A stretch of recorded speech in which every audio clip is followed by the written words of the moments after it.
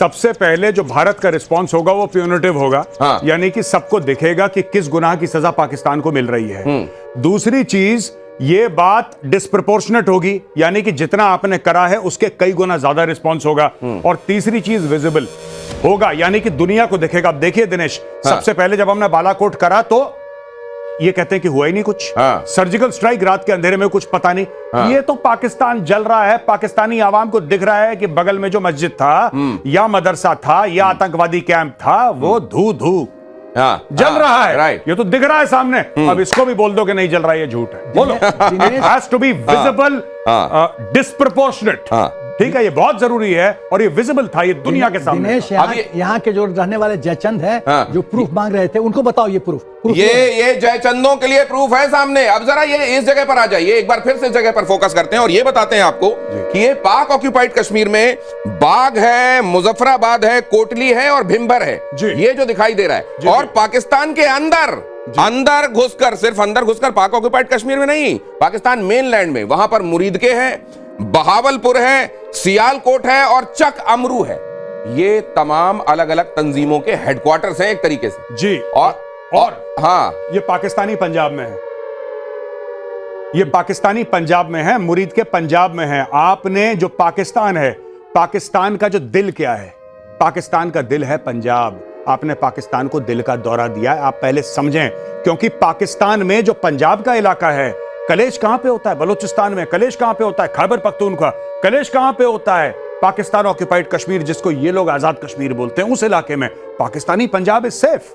मोदी जी ने जो आदेश दिया है कि पंजाब को ठोको, यही असली ये कलेश की जड़ पंजाब है। पाकिस्तान का जो पंजाब है वो असल में पूरे क्लेश की जड़ है, ये कह रहे हैं गौरव आर्या। और वहां पर अभी तक जो आप उपद्रव होता हुआ देखते हैं वो दूसरी जगहों पर देखते हैं, खैबर पख्तूनख्वा में देखते हैं या फिर आप देखते हैं बलूचिस्तान में। लेकिन इस बार वहां पर जहां अपने आप को सेफ बनाकर बैठे हुए हैं वो लोग जो असली गड़बड़ करते हैं, उनको जाकर दिल का दौरा दिया गया है।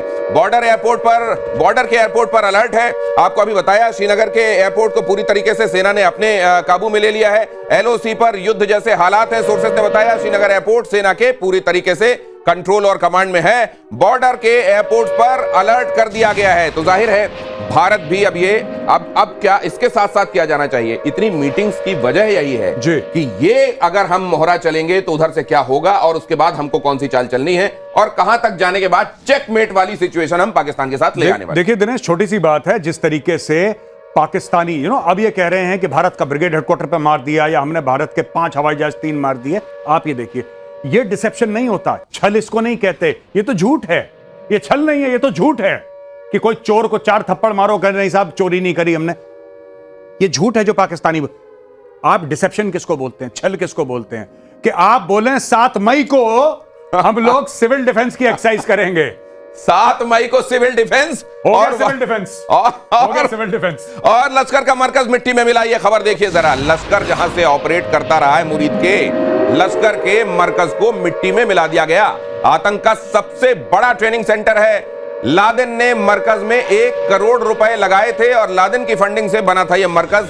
कसाब को भी यही ट्रेनिंग दी गई थी। तो ये जो मुरीदके हैं, ये जो पाकिस्तानी टेररिस्ट का मायका है, आज उनके मायके में जाकर उनकी चूड़ियां बढ़िया से तोड़ी गई। बिल्कुल। एक पॉइंट मैं और कहना चाहता हूं, ये पंजाब में जो टारगेट किया गया है, पूरा सेना और पूरा पाकिस्तान को डोमिनेट करता है पंजाब। तो पंजाब को हिट कर रहे हो, मतलब तुम्हारे मेन जो सेंटर ऑफ ग्रेविटी है वहां जाके हिट कर रहे हो, जहां मैक्सिमम दर्द फील हो। तो ये पाकिस्तान आर्मी को संदेश है, बचा ले अपने पंजाब को, बचा ले अपने पंजाब को, बचाओ जहां से सारी गड़बड़ करते रहे हो। अब वो गड़बड़ वाली जगह चिन्हित हो गई है, बाकी जगह तो वैसे ही आप जानते हैं वो तमाम अलग अलग देश बनने के लिए तैयार हैं। और यहां क्या होने वाला है, वहां का ऑपरेशन हिंदुस्तान संभाल लेगा। ऑपरेशन सिंदूर से बड़ी खबरें हम आपको बता रहे हैं। और यहां पर देखिए, ये है बहावलपुर में जैश का मुख्यालय।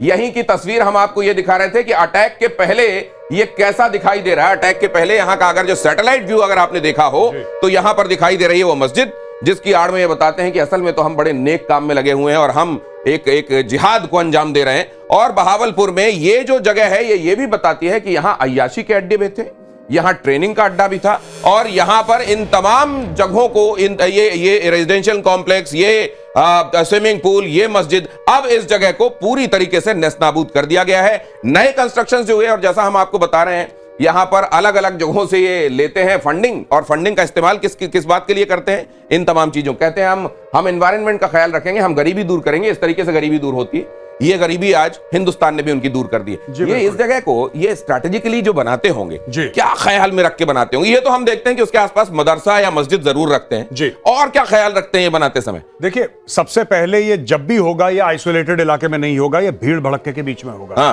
कारण ये है कि आसपास सब इनके काडर रहते हैं। अगर कोई हमला होता है, कुछ भी होता है, तो इनको 2 किलोमीटर दूर से पता लग जाता है कुछ होने वाला है। इस कोई सड़क से आया, इस कोई सड़क से आया, तो आपको पता लग जाएगा। अब सड़क से तो आया नहीं कोई, ये भी हवा से आया। ये बड़ा इंपॉर्टेंट है। ये जरा ये जनरल सिन्हा देखिए, आपके पीछे जो तस्वीरें, सिर्फ इस जगह पर फोकस कीजिए जरा। ये जो हैप्पी दिवाली कहते रहे हैं गौरव आर्या, आज इनकी मुराद पूरी हो गई। यहां पर देखिए, ये कुछ लोग जा रहे हैं, वही वो सलवार और उसमें दिखाई दे रहे हैं, उनका जो पारंपरिक पोशाक है। अचानक मोटरसाइकिल वहां पर रुकती है और सामने बड़ा सा आग का शोला लपकता हुआ दिखाई देता है। ये देखिए, ये देखिए, ये देखिए जरा, ये लोग जा रहे हैं, अचानक मोटरसाइकिल रुकती है और पीछे वाला तो उतर के भागने भी लगता है, और वहां पर ये सामने वही हैप्पी दिवाली होती दिखाई दे रही है। दिवाली पाकिस्तानी कहते थे अक्सर कि साहब हमने दिवाली सिर्फ बॉलीवुड की फिल्मों में देखी है, दिवाली होती कैसी है?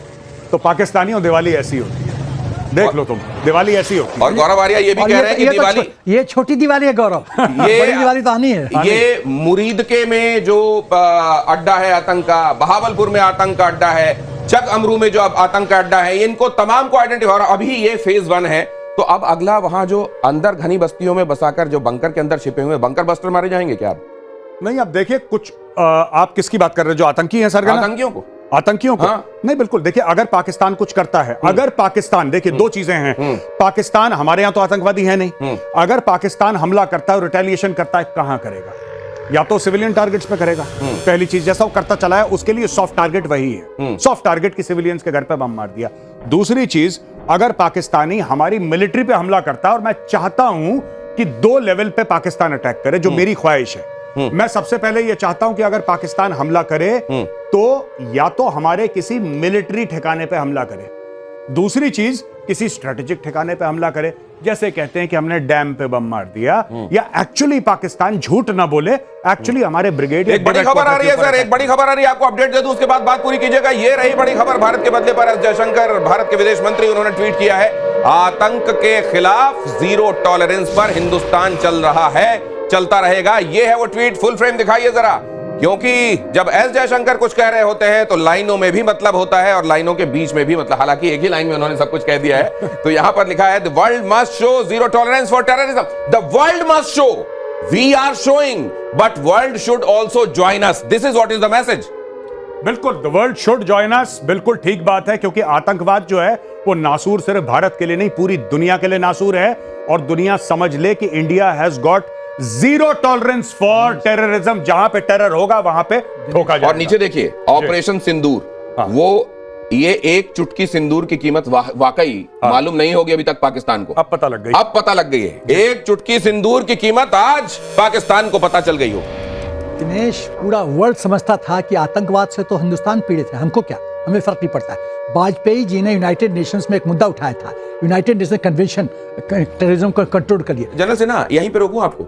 सिंदूर की बात हो रही है, क्योंकि तो मैं ये जानना चाहता हूं सर कि ये पाकिस्तान जो है वो ये भी रो देता है कि हम तो खुद ही आतंक के सताए हुए हैं, आतंकियों को पाल भी लेता है, मतलब वो शहनाई भी बजा लेता है और चूड़ियां तोड़कर विधवा विलाप भी कर लेता है। ये दोनों कैसे करता है सर? पाकिस्तान की चरित्र आपको समझने की जरूरत है Dinesh. LDD, lie, deceit and deception, ये तीनों पे पैरेलल काम करता है। ये खाली प्रोपेगेंडा मास्टर है। लाई, डिसीट एंड डिसेप्शन, बस ये इस पे चल रहा है पाकिस्तान। लेकिन ये बेगौरत, बेशर्म और ये जो कौम इन्होंने बनाई है, बदमाश कौम, आखिरकार पूरे पाकिस्तानी को और वो लोग भी जो वहां की सीधी सादी आवाम है उसको भी भुगतना पड़ रहा है इन लोगों की वजह से, जो अपने आप को बहुत शातिर समझते हैं। जरा देखिए, हमले के वक्त का वीडियो हम लगातार फ्लैश कर रहे हैं आपके सामने। हम आपको दिखा रहे हैं वो स्ट्रक्चर पहले कैसा दिखाई देता था सैटेलाइट में, वो स्ट्रक्चर जिसकी फोटोग्राफ सामने से ली गई तो फ्रंटल कैसा दिखाई देता है उसका। किसी मस्जिद या मदरसे के पास इन्होंने किस तरीके से आतंकियों को पालने पोसने और उनको ट्रेन करने का अड्डा बनाया हुआ है। अभी हमने एस जयशंकर साहब का ट्वीट आपको दिखाया, उन्होंने कहा है, world must show 0 tolerance towards terror.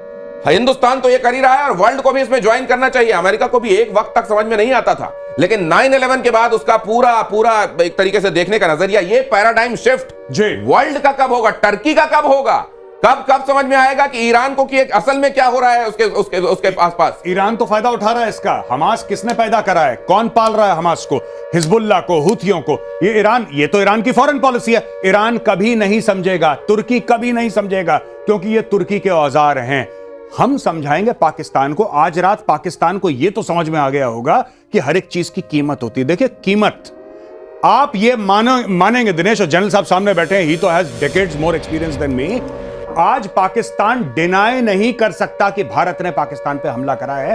क्या कोई पाकिस्तानी मना कर सकता है? छोड़ो कितने मरे, छोड़ो कितने जहाज उड़े, कितनी मिसाइलें गिरी, छोड़ो। मैं सिर्फ एक चीज पाकिस्तानियों से आज पूछना चाहता हूं, अगर तुम ये प्रोग्राम देख रहे हो, क्या तुम मना कर सकते हो कि पाकिस्तान पे हमला हुआ है और वो हमला भारत ने करा है? क्या तुम इतना मना कर सकते हो?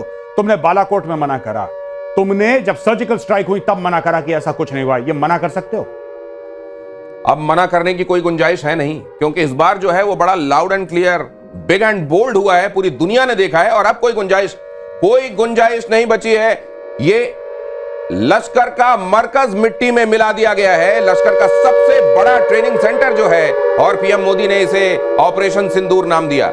यह नाम बहुत महत्वपूर्ण है, यह नाम बहुत महत्वपूर्ण है, क्योंकि यह नाम बताता है हिंदुस्तान किस चीज का, किस बात का प्रतिशोध ले रहा है। ऑपरेशन सिंदूर इसे नाम दिया जाना। मैं इस पर भी आप दोनों का कमेंट चाहूंगा। पहले गौरव आर्या जी, मुझे ऐसा लगता है कि ये जो ऑपरेशन सिंदूर की आप बात कर रहे हैं, ये एक ये किसी भी हिंदू महिला जो शादीशुदा है वो मांग में सिंदूर पहनती है, और आपने जानबूझकर, मैं तो यहां तक कहूंगा, थोड़ी सी बात कड़वी है, लेकिन जब वो जो महिला थी ना, जो कह रही थी कि तुमने मेरे पति को मारा है, तुम मुझे भी मार दो, इनको समझ में नहीं आया, ये जो आतंकी थे ना पाकिस्तानी, इनको समझ में नहीं आया कि वो कह क्या रही है। क्योंकि सिंदूर का एक प्रतिशोध भी होता है, उसका एक जवाब भी होता है, और आज पाकिस्तान को जवाब मिला है। इनको ये नहीं करना चाहिए था आतंकियों को। ठीक है, या तो आप सबको मार देते। आज की तारीख में आप ये देखिए कि इसका जो प्रतिशोध है वो पाकिस्तान के शहरों में गूंजा है, बीच बाजार में गूंजा है, आतंकी ठिकानों में गूंजा है। और ये है प्रतिशोध। इन्होंने बोला था, दिनेश याद है, जाओ तुम्हें जिंदा इसलिए छोड़ रहे हैं, जाओ मोदी को बता देना। तो उन्होंने बता दिया, उन्होंने मोदी को बता दिया, और मोदी ने भी बता दिया कि हमारे यहां सिंदूर की कीमत क्या है और हमारे लिए सिंदूर क्या होता है। सिंदूर जो सुहागनों की मांग की शोभा होती है, उसके साथ पाकिस्तान ने यह खिलवाड़ करने की जरूरत की है, और अब इस जरूरत की सजा उसे मिल रही है। पहली किश्त जारी हो गई है, और धीरे धीरे आप देखेंगे आने वाले दिनों में ऐसा कराहेगा ये पाकिस्तान कि जिसकी कल्पना उसने नहीं की होगी। ये जानबूझकर इस बात को अंडरलाइन किया गया है कि मत सोचना कि यहां पर 10 फार नो फर्दर हो गया, इतना ही, इसके आगे कुछ नहीं। यहां से तो कहानी शुरू होती है। मसूद अजहर का एक पड़ोसी है चश्मदीद, पाकिस्तान और इंडिया ने जंग शुरू कर दी। उसने कहा, अभी मेरे बहावलपुर सिटी के अंदर मौलाना मसूद अजहर साहब के जो मदरसे हैं, मदारिस हैं, उन पर 4 मिसाइलें दागी गई हैं, मिसाइलों के साथ हमला किया गया है, ये बोला गया। मौलाना मसूद अजहर, हम अपने पाकिस्तान के साथ खड़े हैं, लेकिन मेरा सवाल है कि हमारी एजेंसियां कहां सोई हुई हैं, ये उसका कहना है। वो चश्मदीद, उसने कहा कि हमारी सरकार कहां सोई हुई है जब ये हमला हुआ। मुजफ्फराबाद की भी खबर आ रही है, मुजफ्फराबाद वाली साइड पर भी अटैक हुआ, लेकिन सबसे पहले मेरे बहावलपुर सिटी के अंदर अटैक हुआ, ये उसने कहा। मिसाइल ब्लास्ट हुआ और उसके साथ उन्होंने हमला किया। मौलाना मसूद अजहर साहब के मदरसे के ऊपर 4 मिसाइलें मारी गई, ये उसने खुद कबूला है। ये वहां पर लोगों ने कहा, मसूद अजहर पता नहीं सामने आने के बाद कहेगा, नहीं वहां तो आज बहुत अच्छी हवा बह रही थी और कोई फर्क नहीं, अगर जिंदा है तो, और अगर जनाजे की नमाज पढ़ दी गई है तो बात अलग। नहीं, बिल्कुल ये पढ़ेंगे, उसकी जनाजे की नमाज भी उसकी पढ़ी जाएगी। और ये सब, मैं ये चीज चाहता हूं कि अगर पाकिस्तान रिटेलिएट करे तो फिर पाकिस्तानी मिलिट्री पे अगला हमला हो। ये आतंकी मारने का जो बिजनेस है, this must and. The head of the snake is Asim Munir. और जैसा मैंने आपकी शो पे भी बोला था, मैंने नाविका की शो पे भी बोला था, मुझे आसिम मुनीर का सर चाहिए। जब उसका सर कट के एक चांदी की थाल में पेश किया जाएगा, उस दिन हम लोग कहेंगे कि आज बड़ी दिवाली है।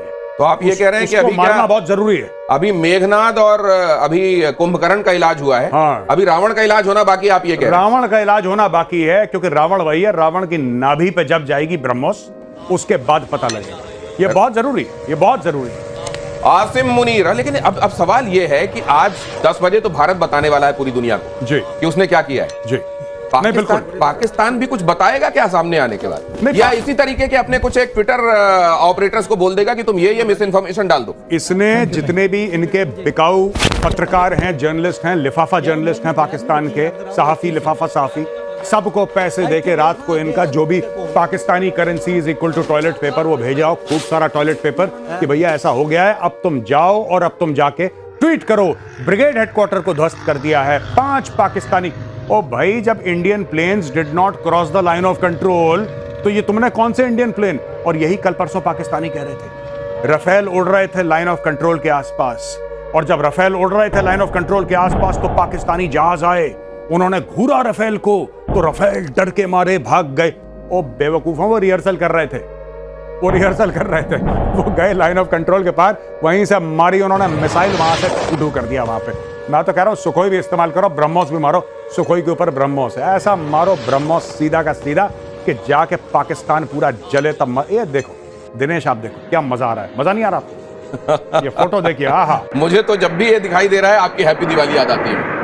मैंने इनको बहुत, देखिए कई लोग डाउट कर रहे थे भारत में क्या होगा, अब तो कुछ नहीं होगा। लोग मुझे मैसेज कर रहे थे क्या कुछ होगा, मैंने बोला सुनिए, जब रिस्पांस होता है ना, जब रिस्पांस होता है और डिस्प्रोपोर्शनेट आपको रिस्पांस चाहिए और विजिबल चाहिए और प्यूनिटिव चाहिए, तो उसके लिए थोड़ा सा रिलैक्स करो, सब कुछ होगा, सब कुछ होगा। और ये आज हुआ, रात 12:30 बजे से होना शुरू हो गया। असल में तो ये होना बहुत पहले से शुरू हो गया। अगर आप केवल काइनेटिक एक्शन जो है, केवल बम गोला बारूद आप मानते हैं कि प्रतिशोध है, तो ये प्रतिशोध कल रात 12:30 बजे से शुरू हुआ। और अगर आप ये मानते हैं कि हर तरीके से जो ग्रैंड स्ट्रैटेजी होती है उसका हिस्सा इकोनॉमिक चोट भी होती है, उसका हिस्सा कूटनीतिक चोट भी होती है, अगर आप इसको भी मानते हैं तो ये बहुत पहले से शुरू हुआ।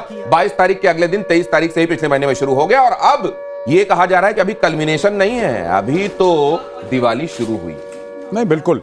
अभी मैं आपको बार बार दिनेश और पूरी जो हमारे व्यूअर्स देख रहे हैं, मैं उनको एक ही बात कह रहा हूं कि आप भी यही प्रे करिए, बात मानिए मेरी, आप इसी चीज की प्रार्थना करिए कि पाकिस्तानी फौज जवाब दे। देखिए, अगर आप चाहते हैं कि जड़ से ये नासूर खत्म हो जाए तो आप इसी चीज की प्रार्थना करिए कि अगले 72 घंटे में पाकिस्तानी फौज जवाब दे, और जवाब दे हमारे मिलिट्री। देखिए, हमें बहाना चाहिए पाकिस्तानी फौज को ठोकने का। अभी भारत ने क्लियरली बोल दिया है कि हमने सिर्फ जो रिस्पॉन्ड करा है, हमने पाकिस्तान को, हमने सिर्फ आतंकी जो ठिकाने हैं उनको उड़ाया है। यह भारत ने बोल दिया क्लियरली दुनिया के सामने कि नॉन एस्केलेटरी, हम नहीं चाहते कि एस्केलेशन हो। लेकिन मैं as a citizen of India, as a veteran, मैं चाहता हूं कि एस्केलेशन हो, और मैं चाहता हूं कि धुआं एस्केलेशन हो। उसके लिए बहुत जरूरी है कि पाकिस्तान हमारे सैन्य ठिकानों पर हमला करने की कोशिश करे, या फिर किसी स्ट्रेटेजिक जहां से पानी रुका है वहां पे कुछ अटैक करे, कोई करे तो। गौरव आर्या तो ये भी बता रहे हैं कि तुम क्या क्या कर सकते हो, ये बता रहे हैं कि करो, अगर दम है तो करो। बहुत दिनों से कह रहे हैं कि अगर तुम्हारे पास है कुछ फुस पटाखे हैं तो चला के तो दिखाओ, लेकिन फुस साबित हो जाएंगे ना, इसलिए चलाने से वो गुरेज कर रहा है। मिलिट्री इंस्टॉलेशन को अगर उसने निशाना बना दिया तो भारत के पास फिर पूरे तौर पर वर्ल्ड फ्रेटर्निटी को यह बताने के लिए होगा कि हमारे महत्वपूर्ण इंस्टॉलेशंस पर, मिलिट्री इंस्टॉलेशंस पर निशाना बनाया गया है, अब हम फौज को मारेंगे। एक GHQ रावलपिंडी पे अग्नि मिसाइल गिरनी चाहिए। मैं बता रहा हूं, जीवन भर के लिए जो फैसला देगा इसका, मैं उनका जीवन भर ऋणी रहूंगा। ये एक और खबर आ रही है, जीवन भर ऋणी, और पहले अनाउंस कर चुके हैं जो आसिम मुनीर का सिर लाएगा उसको 1 करोड़ तक देने की बात गौरव आर्या कर चुके हैं। आतंकियों पर एयर स्ट्राइक का समर्थन, इजराइल का बयान आ गया। इजराइल की तरफ से कहा गया आतंक के लिए दुनिया में कोई जगह नहीं होनी चाहिए, आतंक के लिए दुनिया में कोई जगह नहीं होनी चाहिए। और ये जो किया गया है ये पूरे तरीके से ठीक किया गया है।